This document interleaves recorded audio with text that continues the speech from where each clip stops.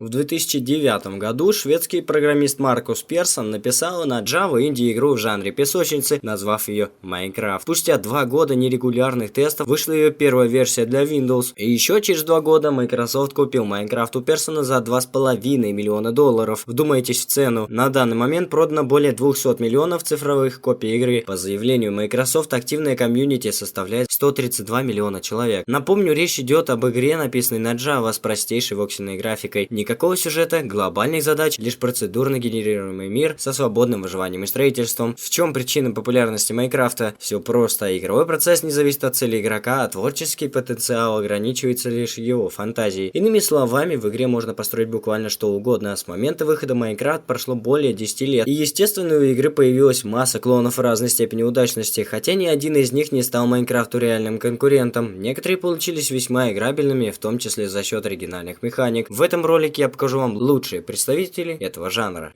Дата выхода игры на ПК 2018 год. Первоначально этот инди-проект разрабатывался для Nintendo Switch. Когда в европейском чарте он занял уже первое место, разработчик понял, что ему удалось. Игру оперативно портировали на другие платформы, до Windows она добралась только в 2018. Отзывы же в Steam получила она смешанные, хотя проект активно развивается и собрал уже массу поклонников. По сути, это клон Майнкрафта в самом прямом смысле. Большой открытый мир с воксельной графикой, где игрок добывает ресурсы и строит. Разница в том, что здесь в основе игровой карты океан, по которому разбросано бесконечное множество рандомно созданных островов. Игроку предстоит путешествовать от острова к острову, сталкиваясь с агрессивно настроенной флорой и фауной. Есть что-то вроде мировых боссов, вроде Кракена, которого без пушек, конечно, тоже не завалить. В общем, игра интересная, советую попробовать и отписать потом в комментарии, а мы идем к следующей игрушке.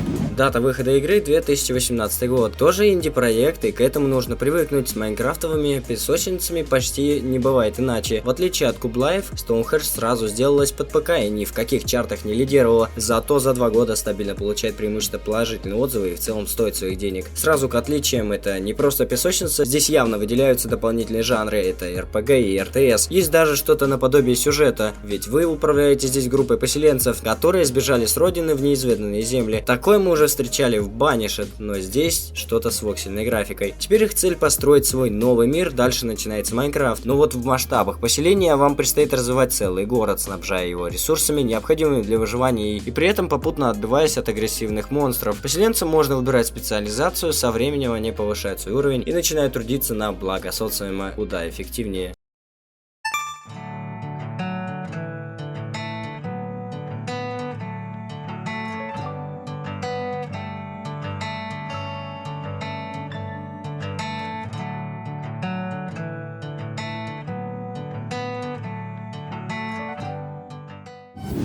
Эта игра вышла относительно недавно, поэтому делать прогнозы рано, однако с момента выхода игра в Steam получает по большей части положительные отзывы, хотя сейчас она, конечно, поменялась. Отрицательные такие же, как и у любой крафтовой ММО с открытым миром, то есть за ночь клан неспящих китайцев может без труда зарейдить даже самую застроенную базу. Играть в Pixark можно и соло, но это все равно, что играть соло Conan Exiles или любой другой аналог, то есть долго, нудно и опасно. В целом это Майнкрафт, заточенный под социальное взаимодействие. Здесь тоже самое процедурно генерируемый мир с исследованиями, добычей ресурсов и строительством, но упор на возведение базы и защиту своих ресурсов от других игроков. Любопытная, кстати, фишка приручения местной живности, среди которых явно доминируют динозавры. То есть арк в названии не случайно, это упрощенный воксельный клон того самого арка.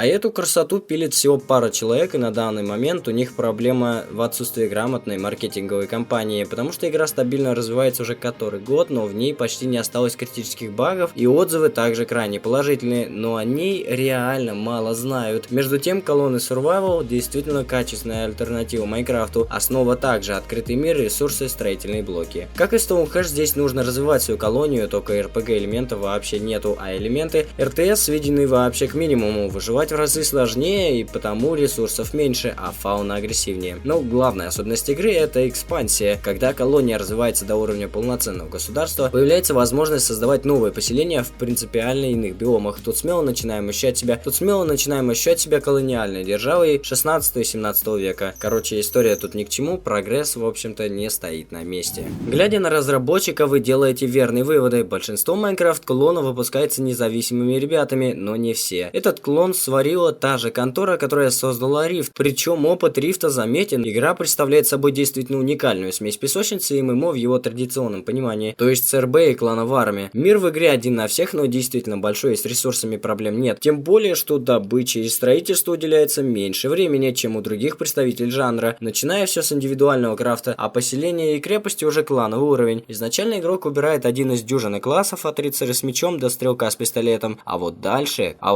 как какой-нибудь жанр первых хроник, классическая система подземелий и рейд-боссов, гриндовая прокачка, короче. Фишка игры — это мобильные базы, что позволяет эффективно защищаться от монстров, а еще можно создавать, кстати, внутреннее соло и клубные миры, доступ в которые получают только по приглашению. В общем, много чего непонятного, советую просто в нее зайти и поиграть, в этом ничего сложного тоже нету.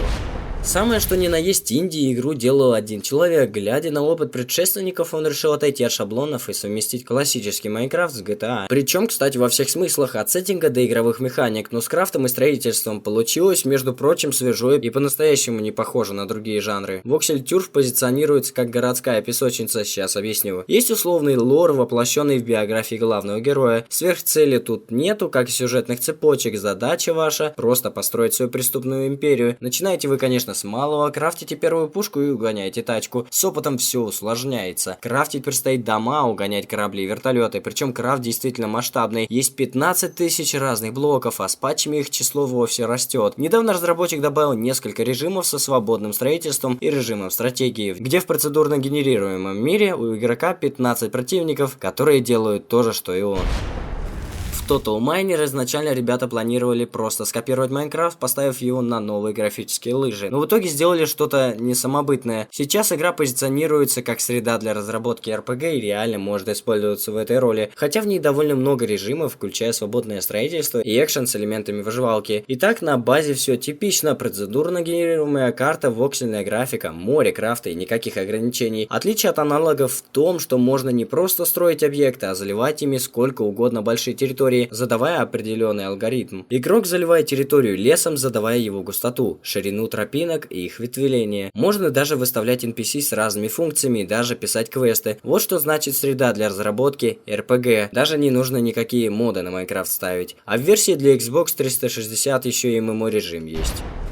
Смотрите на название и думайте, ну тут все понятно. Не совсем так, потому что клоном Майнкрафта игру можно назвать с большой натяжкой. Схожи они по базовым параметрам: генерируемая песочница, открытый мир и крафт. На этом все, потому что Cube World — это приключенческая экшен RPG, заточенная на исследование фантастического мира с проработанной системой боя, у которой даже среди игр других жанров класса немного аналогов. Итак, крафтить в Cube World можно и нужно, но это не сама цель. Создавая оружие, снаряжение и всякие зелья, вы открываете для себя просто возможность пройти в новые области карты, если вы этого, конечно, хотите. Есть классовая система, прокачка, лор тут большой, проработанный, подается через накопление знаний. Нужно собирать артефакты, древние цивилизации, складывая все вместе, как разрозненные сведения. Что касается системы боя с мобами, то она довольно сложная. Помимо атак и блоков есть уклонения и комбинации. Можно прицеливаться в разные части тела противника, как в Fallout. Не совсем уже Майнкрафт, верно? Проблема у игры лишь одна: обновления выходят редко и нерегулярно. Маркус Персон неоднократно утверждал, что вдохновлялся другой игрой. Игру выпустили в 2002 году, она давно признана классикой, а ее воинство поклонников кажется воистину бессмертным. Взглянув на это, ребята из Robotronic Games решили, что все-таки опыт Персона можно приложить на ту самую классику, допилив его до современных стандартов. И получилось, кстати, неплохо. Гноморье — это воксельная песочница, но с видом уже от третьего лица и упором на РТС составляющую. Мир, как мы уже привыкли, генерируется рандомно, как в Майнкрафте, а игроку предстоит управлять группой гномов, гномов, которые строят себе новый дом. Гринда и крафта действительно много, но он не надоедает, потому что управление напрямую зависит от игрока, который раздает приказы. Развитие гномьего города отдельная тема, тут все заточено на механику. Для развития, например, нужно создавать сложные паровые машины, которые позволят автоматизировать производство ресурсов, но глобально никаких ограничений вообще нет. Можно в дипломатию, можно в войну, а агрессоров на карте и вовсе хватает. Classic Cube — это внезапный ремейк Майнкрафта образца 2009 года, когда игра еще не была адаптирована на большинство платформ и определялась просто про строительство.